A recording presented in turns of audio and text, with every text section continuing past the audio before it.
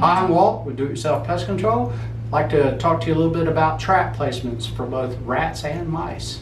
Alright, now I'm next to the wall because rats and mice like to travel along walls because they don't see it very well. They can feel their way along the walls. And now we'll set a trap like this. This is a good way to do it. And this is the killing part right here. So we're going to set it just like that. Or if you have multiple traps, a lot of rats, we will do this. We will set one this way and we'll set one this way. So we can get them coming from this direction, we can get them coming from this direction. That's if you have plenty of rats and you want to get very aggressive. You can do the same thing with the wood traps. Now, if you don't have any luck right off the bat, here's what you're going to want to do.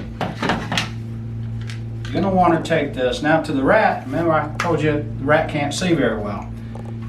That's the way it looks, like this, for the rat. Also looks like this. They can't really tell the difference because their vision is not that well. It's not that good. So what we'll do is we'll put a scoop of peanut butter or one of the gels that we have, paste that we have, right there. And we'll do the same thing for all of them. Put it right there. Forgot to mention, and I'd like to clarify why you would keep the bait, the T-Rex trap, closed and put the lure in the back. Again, the rat doesn't know if this is the opening. It looks the same to them. Let's get the rat, if it doesn't go initially to the lure, let's get the rat comfortable with this station, and they're gonna think it's a feeding station. So once they start eating on this, then you move your lure over to the trip plate, catch some rats there. For the Victor snap trap, we just put it right there. We don't have to set it. Just get like that. They don't know if it's set or not.